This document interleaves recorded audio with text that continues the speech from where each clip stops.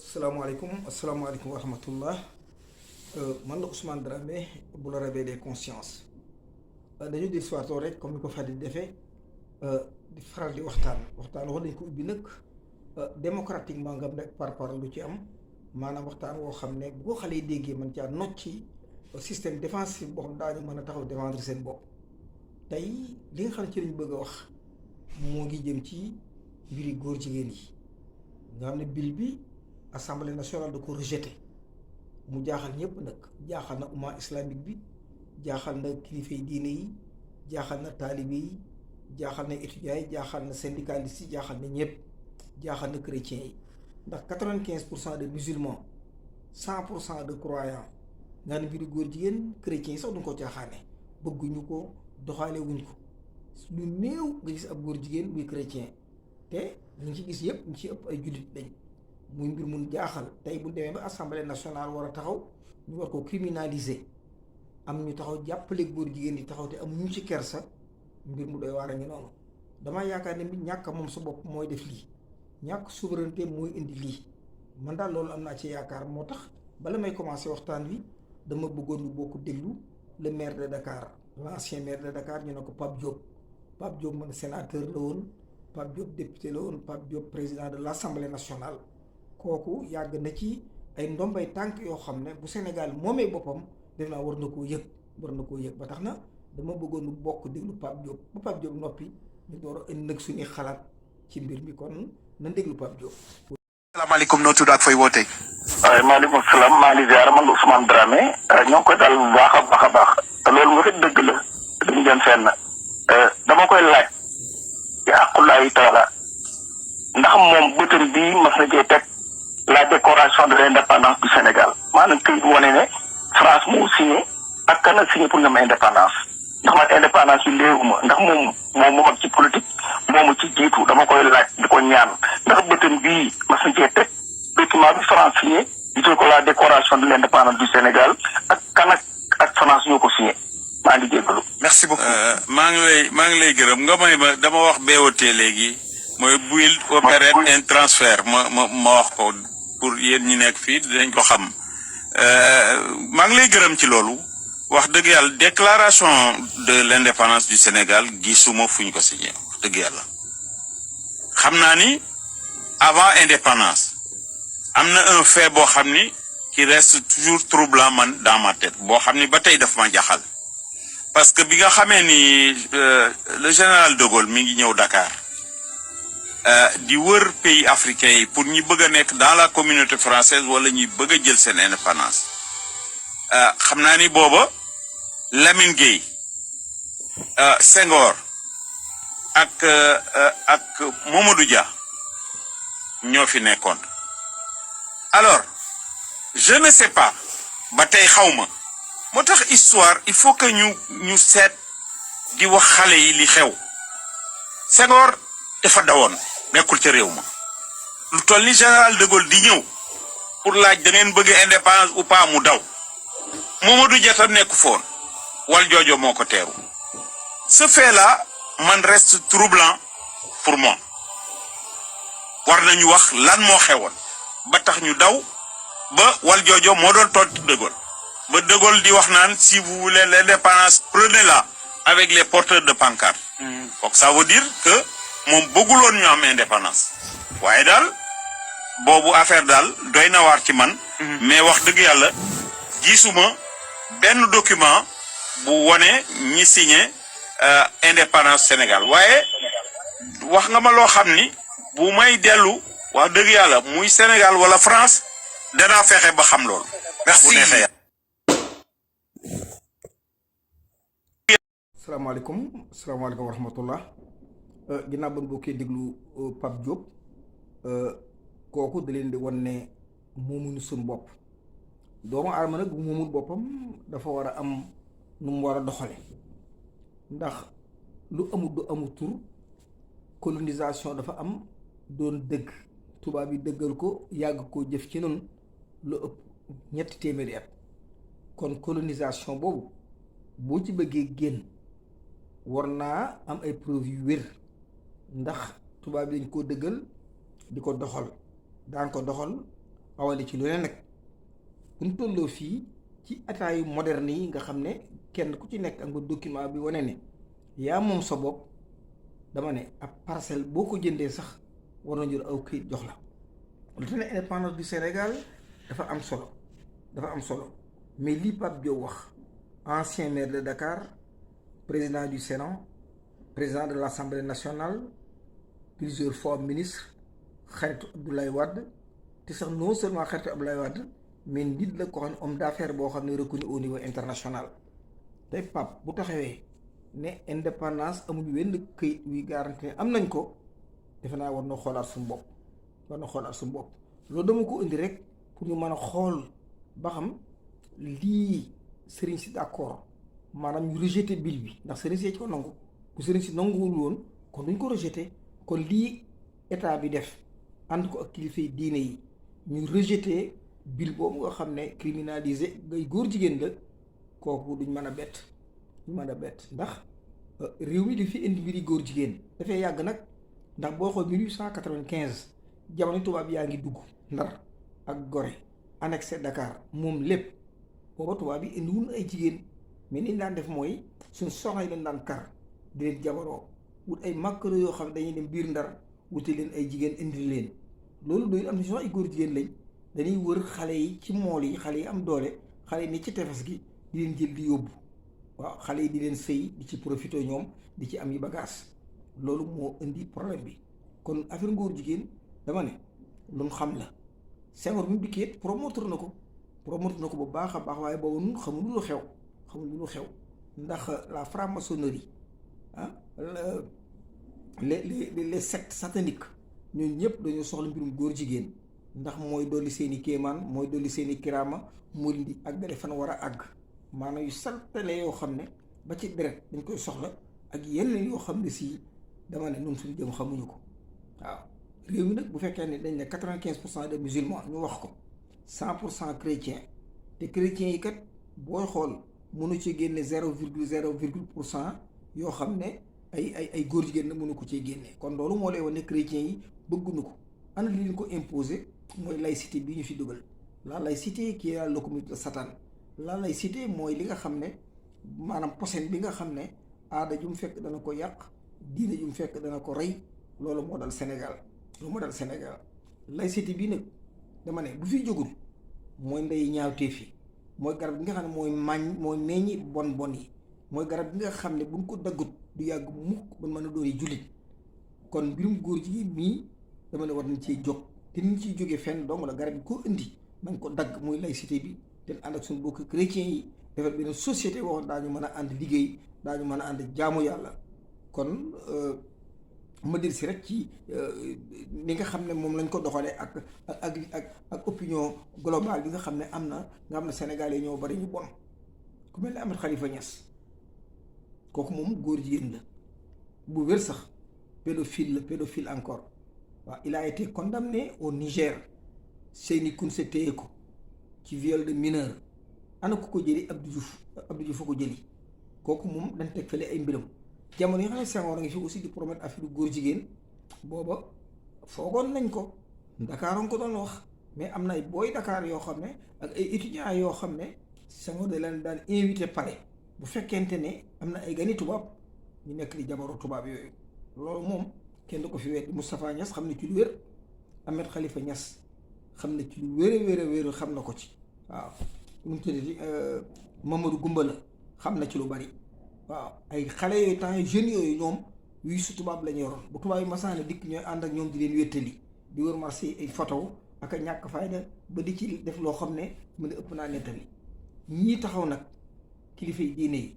mënuñu fee jëlee góor jigéen mënuñu ko ñemewuñ ko wax sax ndax seeni maam ba di signé laïcité bi di ko d'accord ak tubaab bi booba lu wér la te tubaab bi am na ay signature am na ay preuve am yu wér waaw ñu signé ko d'accord ko kon ñoom seen teraanga la ñuy sàmm ba tax na duñ ci wax di ci jëm du wax waaye nag waa réew mi tubaab bi moomuñu ko de ñëw nga ëpp lu doole toog suñ ko tey réew mi waaye nag suñu doom màgg nañ ay ponkal lañ comme yow réew mi dañ koy foq ci jël ko defaraat ko parce que mbirum góor jigéen duñ ko nangu waaw te tout ce qui touche la laïcité dañu ko fi dégager ndax kat suñu mbokki chrétiens yi bëgguñu ko ñun ñiiti ay jullit bëgguñu ko te l'islam boo ci desee ci làkkum dina ko dee diin ginnaaw ba yàlla màggalee l'islam dama ne buñ gore woon dama ne surtout assemblée nationale nga xam ne 100% de croyants dafa ne war a gën a aw fit ne tubaab bi biri góor jigéen di fi dugg mais du ngeen ko def déedéet seen i intérêt seen i poñetum àdduna juróomi dërëm wax da leen koy jox amul njariñ ngeen bëgg ko dunde bàyyi askan bi kër yi ñuy sàcc di leen ko jox ngeen di ko dunde bàyyi askan bi kilifay diine yooyu kilifay diine màggal mu leen intéressé ak i gàmmu lépp loo xam ne ñëw na ci seeni loxo ñoo ko moom ak seen i bokk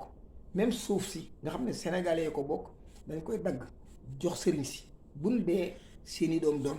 nun nag ñu fas yéene tumuraanke topp àll bi di daw ba gis ngeen di xew ci réew mi tey ji bu ñu waxantee dëgg xool leen àll bi Sénégal yëpp daw nañ sénégalais bu dawul rek da nga amul paas sénégalais bu dawul rek da nga amul loo jënde marchandise pour ambulant xale yi dem ci armée bi amuñu fa soxla jaaxle xamuñu fu ñu jëm xamuñu li ñuy def loolu moo leen ci dugal ban dem ci armée bii sénégalais bu dem ci armée bi ngir coono yii di daw ba nga jaaxle di daw bañ a xëccoo ak waa kër gi di daw aw coow parce que mënoo am liggéey mënoo jàng ginnaaw ba nga amee bac wala ba nga échoué xale yii dañoo jaaxle moo tax ñu ne ñoo ngi dem ci armée ba pour lan làqu fa kuy làqu nag defe naa ne du yoon gouvernement bi jël ak fetal di la ko jox ñii dañoo feebar muy xaleem da leen a war a faj waaw waaye du soldat yoo xam ne leen war a yabal ci àll bi ñuy xeex parce que xeex yëkkatiwu leen fu làqu mu leen yëkkati bu demee xool ci tefes gis ngeen ko boo demee South America da nga dugg Panama ba ngay korki Costa Rica ba nga Brésil ba ngay romb àll boobu bépp ba ngay dugg si biir Mexico dama ne ay néew ngay romb waaw dama ne xale yi dee ci gaal gi ne ci tefes gi tëmb jën yi da leen di ñoddiwaat ci biir di leen lekk ak requin yi xale yi nga xam ne dañoo dee ci géej gi tëdd ci tefes gi bukki yi ak till yi ci la ñuy añ ci la ñuy reer defe ngeen ne loolu jaadu na te ñooñu tëdd foofu dee doo ci gis ku sant Mbàkke doo ci gis ku sant Si doo ci gis ku sant Taal doo ci gis mukk koo xam ne Ñas la sant ñun daal ñooy doomeeraam yi nga xam ne ñu lëtti li war a jariñoo te réew mi nu bokk moo tax Sénégal dañu war a jóg élection yi sax daanaka jaru ko dañoo war a jóg taxaw nangu réew mi bu mu wóor sunum réew noo ko moom ñu toog ci ak bang toog waxtaan en tant que des Sénégalais des citoyens sénégalais nga xam ne kenn ku ci nekk da nga mën a xam li nga war lool réew mi ak li réew mi war lool mais fii nga xam ne état bii ñu toll moom dama leen di xamal ne ay góor jigéen moom mun leen ko fee jëlee te du fi jóge ndar dama ne ndar ba fa góor jigéen di dugg ay 1896 góor jigéen am na fa waaw dama soldaar yi daawuñu indi ay jabar da gis ko ànd ak jabar ma suñu foqor ci ko yóbbu mu fanaan camp ba ñetti fan ñeent door a ñibbisi ci kër gi ñu partus ko loolu lépp amoon Ndar ak Gorée ak Dakar yooyu yëpp xale yi dañ ko war a xam doomu Milâtre dafa bari woon Gorée doomu Milâtre dafa bari woon Ndar dafa bari woon biir Dakar parce que tubaab yi ñoo ko daan def nangu sa jabar téye ko une semaine doo ko libéré waaw nga ndaw si bu dikkee du ay soldat a koy partus loolu lépp dafa amoon kon mbirum góor jigéen mii du fi daje noonu même daara yi amul kenn ku mokkale alxuraan ci daara laa la wax de te sa bët bi tegoo ci ñu sëy gone wala yow sa bopp ñu sëy la wala yow nga sëyee dafa demoon ba culture daara yi sax accepté ko waaw nga ne sëriñ bi ci boppam day tëdd ci donga yi waaw kon muy aw métit doon aw tiis doon gàcce doon loo xam ne tey en 2003 en 2002 en 2020 tey bu fekkee ne dem nañ tey ba mbir mi nekk sur table ñu di ko waxtaane moo am ak xalifa yoo xam ne dañoo daw responsabilité dellu ginnaaw ngir ragal tubaab bi ak aar seeni intérêt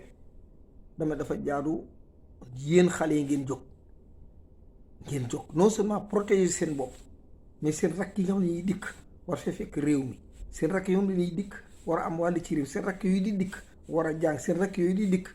dama ne ñaan leen yàlla xale yi dikk fekk phosphate bi ñu jël ko fekk or bi ñu jël ko fekk jamaa bi ñu tonni ko fekk lépp dafay koom jël ko dèjà géej gis ngeen ko li fi gën ay jën kenn xamul lu mu toll tubaab bi toll ne lépp yóbbu tey ñi ngi nii Sénégal ay jën amatu fa léegi nit ñi dañuy jéem a bay jën ci pisciculture te ana lu ko waral jën yëpp xool na ba tubaab bi yóbbu ko bawul noo ak dara tey buñ toogee ba heure bi Macron taxaw war a saw ci suñ kaw Macky Sall wañu ko ànd ak moom di ko jàppale dama ne muy Macron di Macron di Macky Sall dama ne xale yépp ñoo war a jógandoo. armée bi moom dañoo yaafus armée bi moomuñu ko armée bi tubaab bee ko créé muy une armée incorporée armée militaire yi la waaw soldats yu mag yi ci kaw ñoo kombiloo ak chauffeur ak politiciens yi di lekk réew mi waaw soldats yi ndaw yi dañoo tiit jaaxle ñu di leen sacrifier à tout moment ñooñu amuñu dara dama ne soldat bu ci amoon loo ambulant billahi doo dem armée soldat tey boo demoon armée li ko tàmbalee ci suuf capitaine jëm sergent yi jëm suuf nga ne leen ku bëgg a dem Amérique dikkal danaa la jox visa 10 ans yebal la nga dem dama ne benn soldat du fanaan Sénégal tey waaw te Amérique bu doon xeex ak Sénégal xam nga li may wax soldat bu bëgg a dem danaa la may visa 10 ans Sénégal gent armée Sénégal gent ñëpp daañu déserté génn réew mi kon yu mel noonu bu fekkee ne am na war nañ cee mën a jóg nag waaw ki le perdant c'est cette jeunesse sénégalaise xale yii nga xam ne booy mu ne 80% de notre population de ces populations dama ne matuñu amuñu 40 ans seeni ndey kenn amu ci âge de retraite ndey yi dañoo xaar ba màggat xaar ba bijaaw xaar ba nar a génn àdduna te amul kenn koo xam ne sa doom dana la jariñ lu toll ne tarfatal ay ni amul suñu yaakaar ci xale yi dama ne dañuy tëdd ci am néeg guddi dégg seen ndey di onk di jooy yooyu métti te ñemuñu ubbi ne ko yaay lan la mënuñu ko parce que amuñu ticket hôpital parce que amuñu paasu taxi bu ko yóbbu te it bu demee hôpital duñ fa fekk kenn kon war nañu bokk jóg sécurité zéro Thiès gee ma dëkk te ay sàcc bu ndikoon di dajji sa kër nga woo police du ñëw police dans démerde-toi kenn nekkul ci poste bi wala amuñu essence xanaa nga nax leen mais bu ngeen dikkee danaa fay taxi bi te danaa li jox kenn ku nekk 10 000 francs loolu mooy tax policier déplacé ñëw sa kër sawele ci affaire bi kon nous avons un problème c'est un problème